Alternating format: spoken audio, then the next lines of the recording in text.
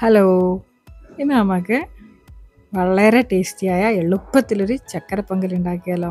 ഇത് നമ്മുടെ തമിഴ്നാട് സ്പെഷ്യലാണ്. നമ്മളും കേരളത്തിലും ഉണ്ടാക്കാറുണ്ട്. ഭയങ്കര ടേസ്റ്റിയുമാണ്, ഹെൽത്തിയുമാണ്. അപ്പം ഇതെങ്ങനെയാണ് ഉണ്ടാക്കുന്നത് നമുക്ക് നോക്കാം. ഇതിനായി നമുക്ക് കുറച്ച് പച്ചരി വേണം.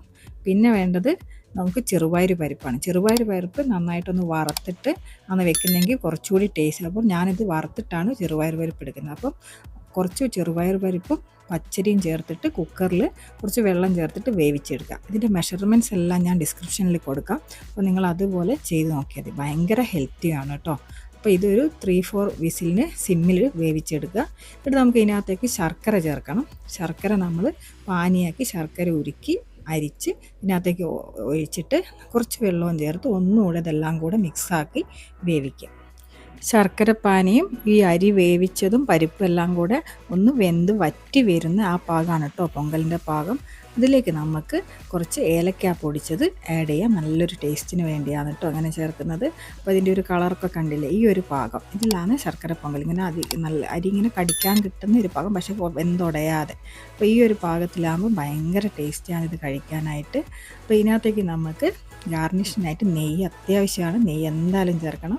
നെയ്യിൽ നമുക്ക് അണ്ടിപ്പരിപ്പ്, മുന്തിരി എല്ലാം ഒന്ന് ഫ്രൈ ചെയ്ത് ഗോൾഡൻ ബ്രൗൺ ആവുന്ന സമയത്തിൽ വറുത്ത് ഇതിനകത്തേക്ക് ചേർക്കാം. ഭയങ്കര ടേസ്റ്റിയാണ്, ഹെൽത്തിയാണ്.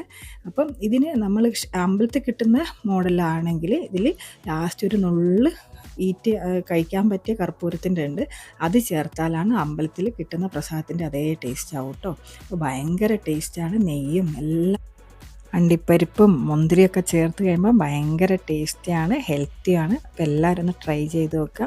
അപ്പം നമ്മുടെ കേരളത്തിലെ കുറേ പായസങ്ങളൊക്കെ അല്ലേ, അതിൻ്റെ ടൈമിൽ നമുക്ക് വല്ലപ്പോഴും ഒന്ന് വെറൈറ്റി ആയിട്ട് ഇത് പരിപ്പൊക്കെ ചേർത്തിട്ട് ഉണ്ടാക്കി കൊടുക്കാം. കുട്ടികൾക്കൊക്കെ, ചെറിയ കുഞ്ഞുങ്ങൾക്കൊക്കെ നമുക്ക് ഫുഡൊന്നും കഴിക്കാത്ത സമയത്ത് ഇതിങ്ങനെയൊക്കെ ചെയ്ത് കൊടുത്താൽ ഭയങ്കര ഇഷ്ടമാവും, ഹെൽത്തിയുമാണ്.